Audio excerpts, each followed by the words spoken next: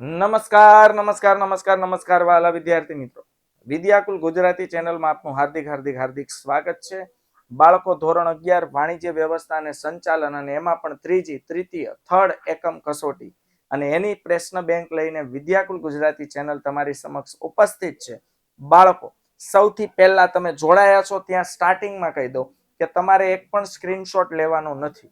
Screenshot એટલે નથી લેવાનો કારણ કે હવે તમારી પાસે પીડીએફ મેળવવાની સુવિધા છે.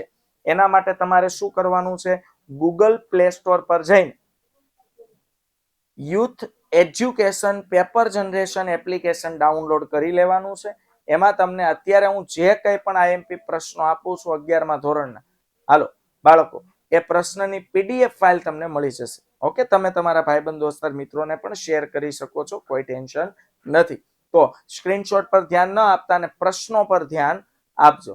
ઓકે, બાકી તમને પીડીએફ મળી જશે. મેં કીધું એમ youth education paper generation application download કરી લેવાનું છે. ઓકે, તો ચોથું ચેપ્ટર છે આપણી ત્રીજી એકમ કસોટી ધોરણ 11. ફરીથી બોલું છું, ધોરણ 11 ત્રીજી એકમ કસોટી પાંચમું ચેપ્ટર, ચોથું ચેપ્ટર માહિતી સંચાર, ઈ કોમર્સ અને આઉટસોર્સિંગ. ફટાફટ ચાલશું બાળકો, કારણ કે ક્વેશ્ચન બેંક છે. ઓકે, કમ્પ્યુટર દ્વારા સંચાલિત ઇન્ટરનેટ સિસ્ટમ માટે નીચેના પૈકી કયું નામ વપરાતું નથી? તો એના માટેનો જવાબ છે, જવાબ સહિત છે બાળકો અહીંયા એમસીક્યુ. તો જવાબ આવશે સેટેલાઇટ વેબ. કમ્પ્યુટર નેટવર્કના મુખ્ય પ્રકારો કેટલા છે? તો કમ્પ્યુટર નેટવર્કના મુખ્ય કેટલા પ્રકાર છે? 4. કોઈ જ ભૌતિક સીમા ન હોય તે રીતે વૈશ્વિક રીતે, બાળકો જેને કોઈ ભૌતિક સીમા જ નથી નડતી એને કહેવાય વાઇડ એરિયા નેટવર્ક. જો કોઈ ભૌતિક સરનામું નથી પરંતુ પેઢી દ્વારા પૂરી પાડવામાં આવતી તમામ સામગ્રીનું ઓનલાઈન મળી શક્યું હોય તેવું સંકલિત સ્વરૂપ એટલે વેબસાઇટ, જેને આપણે કહીએ છીએ www વર્લ્ડ વાઇડ વેબ. ધંધાકીય હરીફાઈમાં ટકી રહેવા માટે વસ્તુ અંગે નીચેના પૈકી કઈ બાબત જરૂરી છે? તો ધંધાકીય હરીફાઈમાં જો ટકી રહેવું હોય તો પહેલા તો તમારે વસ્તુની બેસ્ટ ક્વોલિટી, ઊંચી ગુણવત્તા જાળવી રાખવી પડે. નીચી પડતર, નીચી પડતર એટલે વસ્તુ બનાવવા માટે લાગતો ખર્ચ. જો વસ્તુ બનાવવા માટે લાગતો ખર્ચ ઓછો રાખશું તો તમે વાજબી કિંમતે ગ્રાહકોને વસ્તુ વેચી શકશો. અને ગ્રાહકને સારી સેવા. હવે તો સમય આવી ગયો છે ને after cell service. After cell service એટલે વસ્તુ વેચ્યા પછીની સેવા. ધંધાદારી એકમો પોતાના કાર્યો બહારની સંસ્થાને આપે એને શું કહેવાય? આઉટસોર્સિંગ. આઉટસોર્સિંગ કેટલા પ્રકારના છે? 2 પ્રકારના. બીપીઓ એટલે બિઝનેસ પ્રોસેસ આઉટસોર્સિંગ અને કેપીઓ એટલે નોલેજ પ્રોસેસ આઉટસોર્સિંગ. પછી આવે માહિતી સંચાર એટલે શું? માહિતી સંચારને કહેવાય પ્રત્યાયન. યાદ રાખજો, એનો બીજો સમાનાર્થી શબ્દ છે. માહિતીના સુપર હાઈવે તરીકે કોને ઓળખવામાં આવે? ઇન્ટરનેટ. Super duper highway. તમે જુઓ, આ ઇન્ટરનેટના માધ્યમથી તમે આ બધું જોઈ રહ્યા છો યુટ્યુબમાં. વીજાણુ યંત્રો અને માધ્યમોની મદદથી થતા વાણિજ્યના વિનિમય અને વિતરણને શું કહેવાય? E commerce. જોઈ લો, કમ્પ્યુટર, મોબાઈલ ફોન અને એમાં ઇન્ટરનેટના માધ્યમથી આપણે વસ્તુ ખરીદ વેચાણ કરી શકીએ, ઈ કોમર્સ. માહિતી સંચાર કેવી પ્રક્રિયા છે? દ્વિમાર્ગી પ્રક્રિયા છે. એક વ્યક્તિ માહિતી લેનાર હોય તો એક વ્યક્તિ માહિતી મોકલનાર હોય. 1 માર્ક્સના પ્રશ્નો. ઈ કોમર્સમાં નાણાંની ચૂકવણી શેના વડે થાય છે? તો ઈ કોમર્સમાં નાણાંની ચૂકવણી તમે કેશ ઓન ડિલિવરી કરી શકો, ક્રેડિટ કાર્ડ દ્વારા કરી શકો, ડેબિટ કાર્ડ દ્વારા કરી શકો, નેટ બેન્કિંગ દ્વારા કરી શકો, યુપીઆઈ આઈડી દ્વારા કરી શકો, બેંક ટ્રાન્સફર કરી શકો. ડન. માહિતી સંચારમાં શેનું આદાન પ્રદાન થાય છે? તો માહિતી સંચારમાં માત્ર માહિતી જ નહીં બાળકો, લાગણીઓ, સંવેદનાઓ નું પણ આદાન પ્રદાન થાય છે. www નું પૂરું નામ છે વર્લ્ડ વાઇડ વેબ. કેપીઓ નું પૂરું નામ છે નોલેજ પ્રોસેસ આઉટસોર્સિંગ. તો જ્યારે જ્ઞાન પ્રક્રિયા બહિસ્ત્રોત, તેમાં જ્ઞાન સંબંધિત, જેમાં ખાસ નોલેજની જરૂર પડતી હોય એવું આપણું કામ આપણે કોઈ બીજાને સોંપીએ એને કહેવાય નોલેજ પ્રોસેસ આઉટસોર્સિંગ. શાબ્દિક માહિતી સંચાર કોને કહે છે? બાળકો, માહિતી સંચારમાં શબ્દ અને ભાષાનો ઉપયોગ થતો હોય તેને શાબ્દિક માહિતી સંચાર કહેવામાં આવે છે. હેકિંગ એટલે શું? હેકિંગ એટલે ઇન્ટરનેટ ઉપર રહેલી માહિતી સાથે ચેડા કરવા. ઉઠાંતરી કરવી, માહિતીને બદલવી એટલે કોઈની માહિતીને કરપ્ટ કરી દેવી, ખરાબ કરી દેવી. તો વર્તમાન સમયમાં માહિતી ઉપરાંત નાણાંનું પણ હેકિંગ થતું જોવા મળે છે. જો ઘણા બધા બેંકના કોઈના ખાતામાંથી પૈસાની ઉચાપત કરી લે છે, ઉપાડી લે છે. મેનનું પૂરું નામ છે metropolitan area network, wide area network, COD cash on delivery. વર્તમાન ધંધાકીય હરીફાઈમાં ટકવા ધંધાકીય એકમો માટે કઈ બાબતો મહત્વની છે? તો વર્તમાન ધંધાકીય હરીફાઈમાં ટકવા માટે ઊંચી ગુણવત્તાવાળી વસ્તુની નીચી પડતર અને માલની ઝડપથી હેરફેર અને આફ્ટર સેલ સર્વિસ, માલ વેચ્યા પછીની સેવા. જો આટલું તમે કરશો તો વર્તમાન સમયમાં તમે હરણફાળ હરીફાઈમાં ટકી શકશો. ડન છે બાળકો? ઓકે. હા, આની PDF ફરીથી કહી દઉં, જે નવા બાળકો જોડાયા હોય તે PDF ફાઇલ તમને આની મળી જવાની છે. એના માટે તમારે ગૂગલ પ્લે સ્ટોર પર જઈને youth education paper generation application download કરવાનું રહેશે. 2 માર્ક્સના પ્રશ્નો છે. વર્તમાન સમયમાં ધંધાકીય પ્રક્રિયા માટેનું આઉટસોર્સિંગ શા માટે જરૂરી બને છે? સમયાંતરે ઉપભોક્તાએ પોતાનો પાસવર્ડ શા માટે બદલવો જોઈએ? માહિતી સંચારે કઈ રીતે દ્વિમાર્ગી પ્રક્રિયા છે? KPO નું કાર્યક્ષેત્ર જણાવો. ક્રેડિટ કાર્ડ અને ડેબિટ કાર્ડ વિશે માહિતી આપો. અહીંયા લખશું બાળકો. કમ્પ્યુટર નેટવર્ક કયા વિસ્તારને આવરી લે છે? ઓનલાઈન ખરીદીના નાણાં ચૂકવણીની વિવિધ રીતો જણાવો. ઈ કોમર્સમાં નાણાકીય વ્યવહારમાં કઈ સમસ્યા ઊભી થાય છે? ઈ કોમર્સનો અર્થ આપો. ઇન્ટરનેટનો અર્થ આપો. આઉટસોર્સિંગનો અર્થ આપો. 3 માર્ક્સ. માહિતી સંચારની પ્રક્રિયાના સોપાનો ઉદાહરણ સહિત સમજાવો. ટૂંક નોંધ લખો. વ્યવહારોની સલામતી અને સુરક્ષા. Digital cash, KPO. કમ્પ્યુટર નેટવર્કના મુખ્ય 4 પ્રકાર સમજાવો. ઇન્ટરનેટના મુખ્ય 3 કાર્યો સમજાવો અને ઈ કોમર્સના સફળ અમલીકરણ માટે જરૂરી સાધનો જણાવો. ચાલો, 5 માર્ક્સના પ્રશ્નો છે. માહિતી સંચારનો અર્થ જણાવી તેના લક્ષણો. KPO એટલે શું, તેની જરૂરિયાત. ટૂંક નોંધ લખો. જ્ઞાન પ્રક્રિયા બહિસ્ત્રોત. ઓનલાઈન વ્યવહારની પ્રક્રિયાના સોપાનો સમજાવો. ઓનલાઈન વ્યવહારની પ્રક્રિયાના સોપાન રિપીટ થઈ ગયું. ઓનલાઈન ખરીદમાં નાણાં ચૂકવણીની પ્રક્રિયા સમજાવો અને ઇન્ટરનેટનો અર્થ જણાવી તેના પ્રકાર સમજાવો. હવે આવે ચેપ્ટર નંબર 5, ધંધાકીય વ્યવસ્થાના સ્વરૂપો નંબર 1.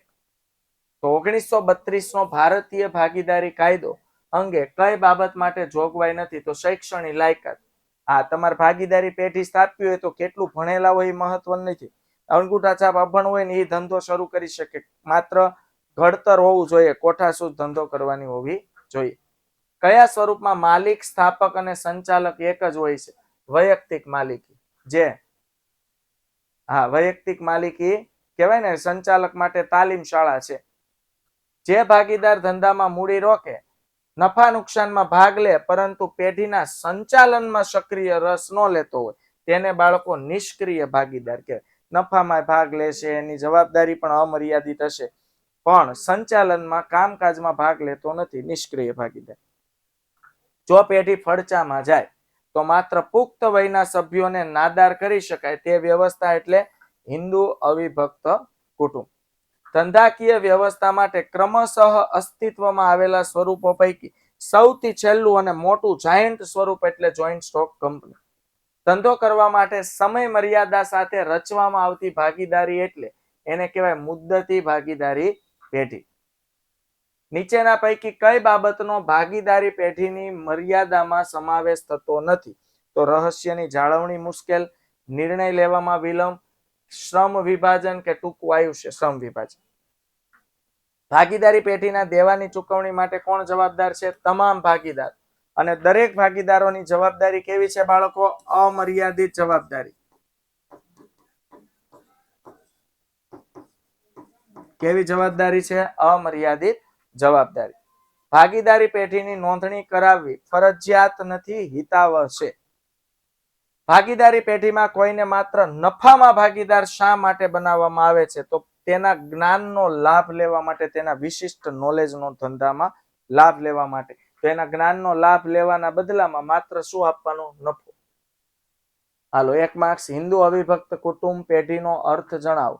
તો હિન્દુ કાયદા મુજબ વારસામાં મળેલો ધંધો ચલાવવા હિન્દુ અવિભક્ત કુટુંબ પેઢી કહે છે. હિન્દુ અવિભક્ત કુટુંબની પેઢીનો વહીવટ કોણ કરે છે? પેઢીનો જે વડીલ હોય ને, કર્તા, તે. ઐચ્છિક ભાગીદારી કે પોતાની ઈચ્છા મુજબ અસ્તિત્વમાં આવે અને ભાગીદારોની ઈચ્છાથી જેનો અંત આવે તેને ઐચ્છિક ભાગીદારી કહે છે. ધંધા અનુસાર ભાગીદારીના પ્રકાર તો સરાફી ભાગીદારી અને સામાન્ય ભાગીદારી. નફાનો ભાગીદાર કોને કહેવાય? કે જે કોઈ વ્યક્તિને તેની ખાસ આવડત કે જ્ઞાન અનુભવનો લાભ આપે છે, ના બદલામાં પોતાના અનુભવના બદલામાં નફામાં પૂરેપૂરો હિસ્સો મેળવશે, એને કહેવાય નફાનો ભાગીદાર. નિષ્ક્રિય ભાગીદાર કોને કહેવાય? જે પેઢીના નફામાં ભાગ લેશે, પેઢી પોતાની જવાબદારી મર્યાદિત રહેશે, પરંતુ ધંધાકીય એકમના પેઢીના સંચાલનમાં ભાગ લેતો નથી, ધંધા પેઢીના કાર્યમાં ભાગ લેતો નથી, એને નિષ્ક્રિય ભાગીદાર કહેવાય. ભાગીદારી કઈ રીતે અસ્તિત્વમાં આવે છે? તો ભાગીદારી લેખિત અથવા મૌખિક કરાર દ્વારા અસ્તિત્વમાં આવે છે, પણ એવું કહેવાય છે કે લેખિત કરાર એ સૌથી વધુ ઈચ્છનીય અને હિતાવહ હોય છે. ભાગીદારીનો ઉદ્દેશ શું છે? તો ભાગીદારીનો ઉદ્દેશ કાયદેસરની ધંધાકીય પ્રવૃત્તિ કરી ધંધાનો નફો વહેંચી લેવાનો છે. ભાગીદારો નફાની વહેંચણી કઈ રીતે કરે છે? તો ભાગીદારી કરારમાં નફા નુકસાનની વહેંચણીનું પ્રમાણ દર્શાવેલું હોય, એ પ્રમાણમાં નફો કે નુકસાન વહેંચે છે. જો નફા નુકસાનની વહેંચણીનું પ્રમાણ નક્કી ન હોય, કરારમાં નક્કી ન કરેલું હોય, તો સરખા હિસ્સે નફો કે નુકસાન વહેંચી લે છે. નફો થાય તો પણ વહેંચવાનો હોય, નુકસાન થાય તો પણ વહેંચવાનું હોય. ભાગીદારોના 4 પ્રકાર તો સક્રિય ભાગીદાર, નિષ્ક્રિય ભાગીદાર, નામનો ભાગીદાર, સગીર ભાગીદાર. 2 માર્ક્સના પ્રશ્નો. પીડીએફ તમારે ડાઉનલોડ બાળકો આના સ્ક્રીનશોટ લેવાની જરૂર નથી, કારણ કે તમે ગૂગલ પ્લે સ્ટોર પર જશો એટલે તમને આ ક્વેશ્ચન બેંકની પીડીએફ ફાઇલ મળી જવાની છે. 1932ના ભાગીદારી કાયદા મુજબ ભાગીદારીની વ્યાખ્યા લખો. પછી અમર્યાદિત જવાબદારી વાળી ભાગીદારી એટલે શું? નામનો ભાગીદાર કોને કહેવાય? ઉદાહરણ સહિત સમજાવો. ભાગીદારી કરારનામું એટલે શું? ભાગીદારો એકબીજાના એજન્ટ છે એટલે શું? વૈયક્તિક માલિકી સ્વરૂપ કઈ બાબતો અંગે ક્ષમતા ધરાવતું નથી? વૈયક્તિક માલિકીના ધંધામાં ભૂલ ભરેલા નિર્ણયોની શક્યતા શા માટે છે? શરાફી ભાગીદારી કોને કહેવામાં આવે છે? ત્યારબાદ સ્વૈચ્છિક ભાગીદારી એટલે શું? હિન્દુ અવિભક્ત કુટુંબ પેઢીનો ધંધાકીય સ્વતંત્રતા ધરાવે છે એવું કઈ રીતે કહી શકાય? 3 માર્ક્સના પ્રશ્નો. દરેક ભાગીદાર બીજા ભાગીદારનો એજન્ટ છે. યાદ રાખજો, દરેક ભાગીદાર એકબીજાનો એજન્ટ અથવા શું છે? પ્રતિનિધિ છે. રાક્ષસી કદની કંપનીઓ અસ્તિત્વમાં આવી હોવા છતાંય વૈયક્તિક માલિકી સ્વરૂપ હજી પણ ટકી રહ્યું છે. શા માટે? ભાગીદારી પેઢીની નોંધણીથી થતા ફાયદા. કહેવાય ને, ભાગીદારી પેઢીની નોંધણી ફરજિયાત નથી. 1 માર્ક્સમાં પ્રશ્ન પણ પૂછાય છે કે નોંધણી ફરજિયાત નથી, પરંતુ હિતાવહ છે. વિધાન સમજાવો. વૈયક્તિક માલિકીના ધંધામાં માલિક ખૂબ જ કાળજી રાખે. સ્વાભાવિક છે, નફો થાય તો પોતાનો, ખોટ જાય તો પોતાની. મહેનત એ બહુ કરશે, કાળજી બહુ રાખશે. શા માટે વૈયક્તિક માલિકી પ્રથામાં ધંધાનું આયુષ્ય મર્યાદિત ગણી શકે? પછી સગીર ભાગીદાર પેઢીમાં વિશિષ્ટ અધિકાર ધરાવે છે. સમજાવો. ભાગીદારી કરાર પત્ર શા માટે લેખિત હોવો જરૂરી છે? કહેવાય કે લેખિત કરારનામું એ સૌથી વધુ ઈચ્છનીય અને હિતાવહ છે. એટલે જ આપણે લખીએ છીએ કે લેખિત કરારનામું સૌથી વધુ ઈચ્છનીય અને હિતાવહ છે. આગળ 5 માર્ક્સ. ભાગીદારી એટલે શું? ભાગીદારી પેઢીના લક્ષણો જણાવો. બાળકો આ બધા જે પ્રશ્નો તમને અહીંયા છે એની પીડીએફ ફાઇલ મેળવવા માટે youth education paper generation application Google play store પર જઈને ડાઉનલોડ કરજો, પીડીએફ મળી જશે. હિન્દુ અવિભક્ત કુટુંબ એટલે કે HUF હિન્દુ અનડિવાઇડેડ ફેમિલીનો અર્થ આપી લાક્ષણિકતા સ્પષ્ટ કરો. વૈયક્તિક માલિકીનો અર્થ અને લક્ષણો ટૂંકમાં સમજાવો. ત્યારબાદ વૈયક્તિક માલિકીની મર્યાદાઓ એટલે કે ગેરલાભ સમજાવો અને ભાગીદારોના પ્રકારો સમજાવો. તો વિદ્યાર્થી મિત્રો, આ થઈ ધોરણ 11 ના વહાલા વિદ્યાર્થી માટેની પ્રશ્ન બેંક. આટલું કામ તમે કરો. આની પીડીએફ તમે તમારી ત્રીજી એકમ કસોટીમાં સારા માર્ક્સ કવર કરી શકશો. આની પીડીએફ ફાઇલ મેળવી લ્યો. ગૂગલ પ્લે સ્ટોર પર જશો એટલે તમને મળી જશે youth education paper generation application. Okay, ફરીથી મળીશું. આવજો, bye bye, take care, C you, જય હિન્દ.